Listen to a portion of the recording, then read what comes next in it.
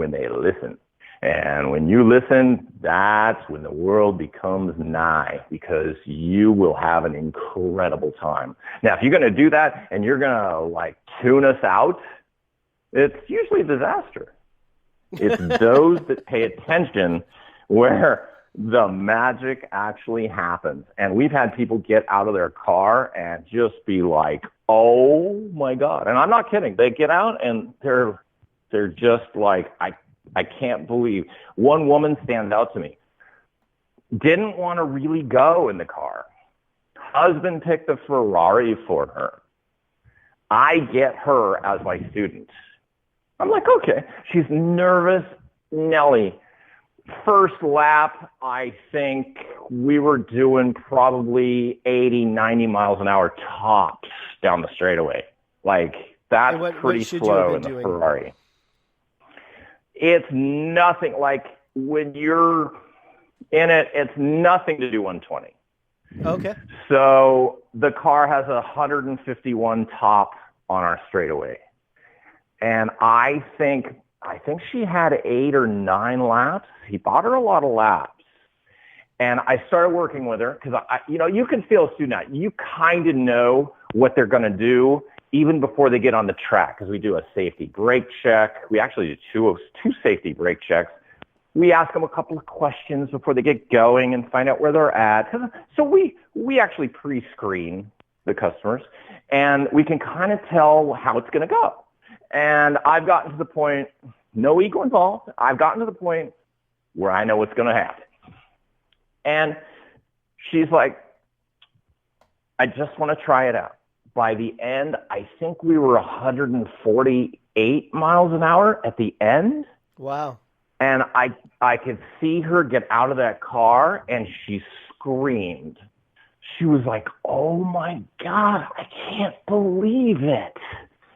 And it was just one of those magical moments. You're like, wow, this is the, and your hourly wage and everything goes out the window. You're like, wow, now that is what I get paid for. Yeah. Is to see that, because they listen. Their ego is not there. They pay attention. They're alert. They don't do anything out of the ordinary, like try and outguess you. A lot of people trying to outguess you out there. It's not possible. We're all trained. I think I have 9,000 laps there. You can't outguess us. I don't care who you are. I don't care. Yeah, I don't care who you are. You'll never outguess any one of us. Let us do our job, and the magic happens, and you will go home like wanting to come back. So for someone with no experience or just they want to maximize it, you're saying go for the Ferrari and listen to the instructor. Every word. And they're all great. Do what they say. And, we're all racers. We want to go fast. We're not there because we want to go slow. We're not there for that. But we also want to go home at the end of the day.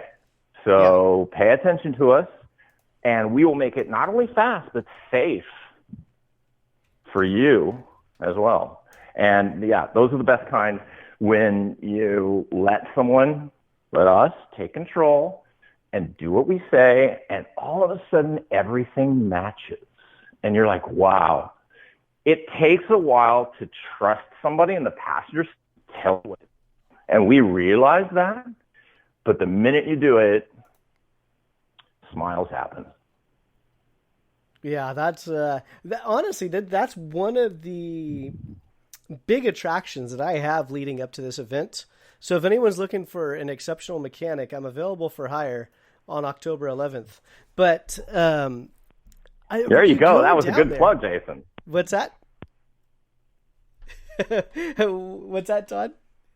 I said that was a great plug for yourself. Thank you. That was very good. Yeah, you just slipped that in there. Yeah. Well, I don't want to pay for myself. Very nice. That's why I have to use the. Yeah, I was just going to say. Yeah, exactly.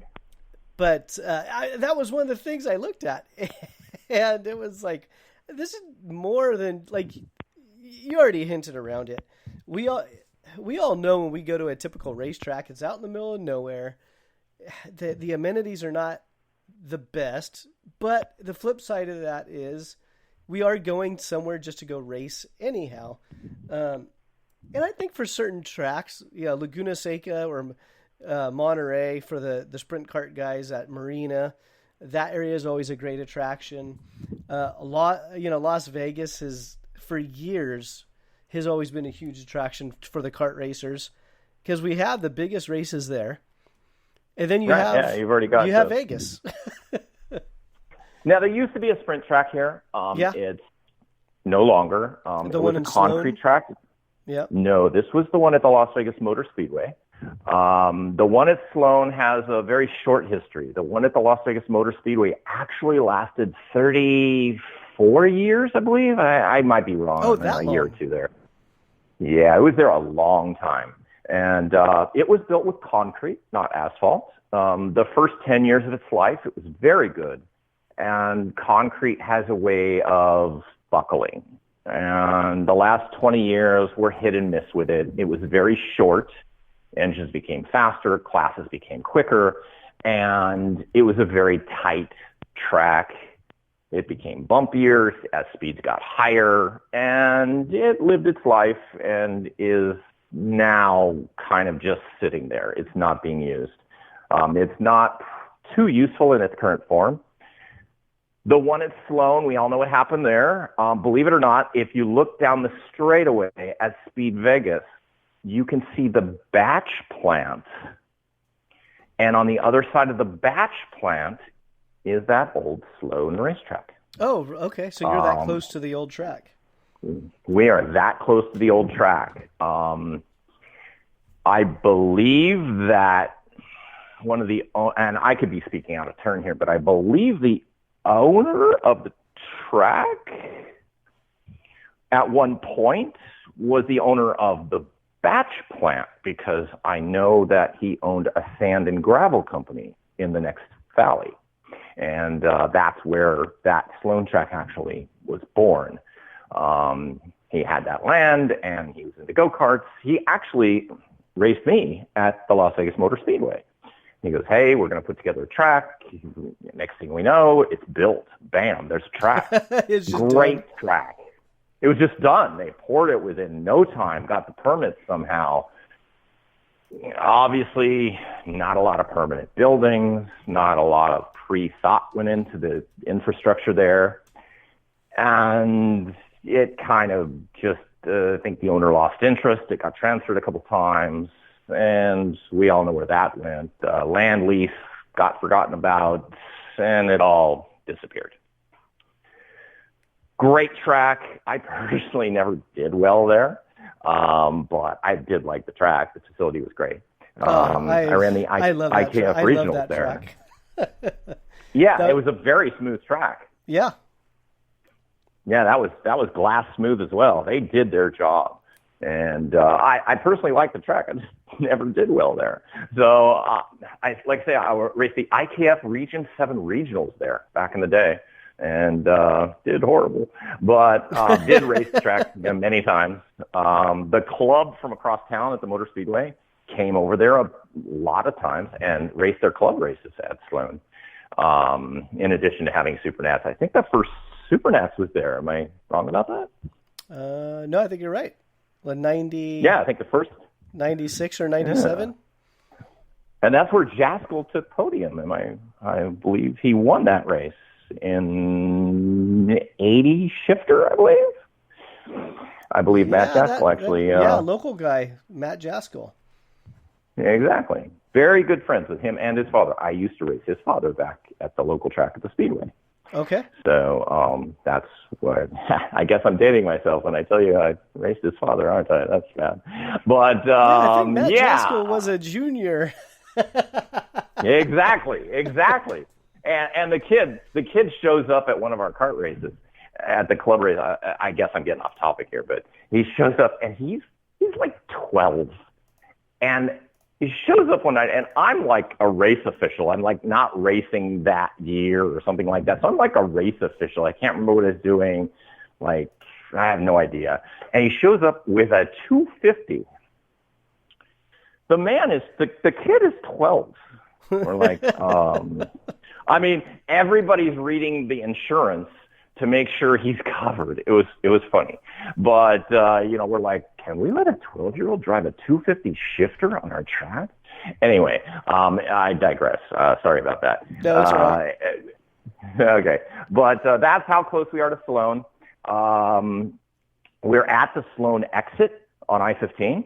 So if you're coming for the race, we're there. We're about 2 miles from a place called the M Resort, which is the St. Rose exit on I-15. The M Resort's a great place to stay. It's, I believe, a 4-star hotel. It's very nice. Also, if you want to stay at a race hotel, a little more budget-minded, the South Point, obviously, Michael gone, Brendan gone. That is a good choice. I'm trying to set it up with the South Point or the M or both to have some security there so that you could actually park your race trailer there and not have to worry about it walking off and growing legs. Okay. And then are you working with both those hotels for also discounted rooms for the NCK guys? I'm trying. I have to say there wasn't a lot of cooperation at the beginning, but I have a feeling with what's been going on, they're going to be a lot more open-minded. Yeah. And we're going to try and get something in writing so that, let's say there isn't a discounted room rate. It would still be nice to know that your race vehicles, your race trailer and everything are sitting out there safe. Yeah, absolutely. Yeah, and I know that's going to be on people's minds as well. You said earlier exactly. You digress. So we were talking off the air earlier about Willow Springs this coming weekend.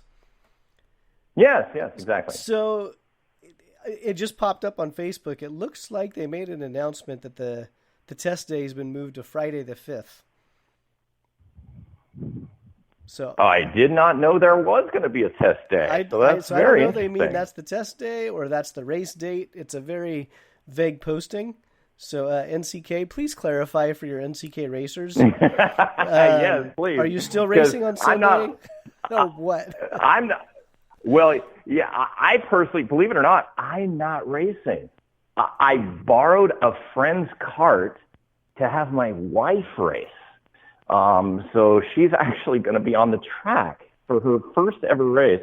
So she's actually going to be racing, and I'm going to be her pit crew. So we're going to see how that goes. But, yeah, if they change the date, they're going to be a little early because I'm not leaving here until Saturday. Yeah, so the test day at Willow Springs has been changed. It is now on Friday the 5th. Mix of cars and carts.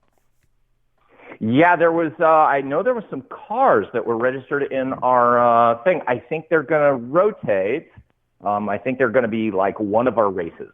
They're not going to race the cars, but they're going to have a test group go out. From what I can fathom, there were about 6 cars registered last time I saw.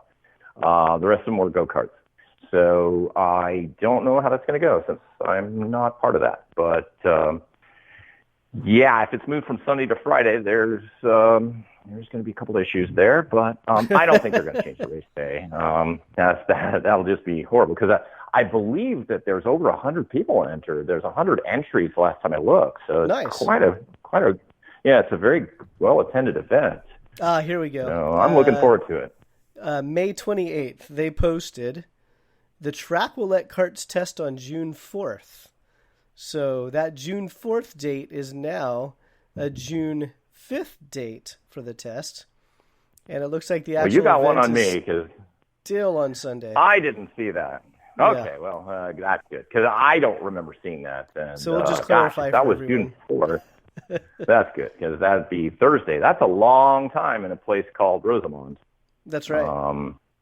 Yeah, I don't think I could do that for 4 days, but I'll definitely be there for the race. And there's a possibility now I actually might race myself, but I doubt that. So it's kind of up in the air right now. We'll see how that goes. Just enjoy the day, mechanic for your wife, and I think so. I think it's fun. I'm going to try and make it a relaxing day. And that way I don't get, too involved, because you know what it's like.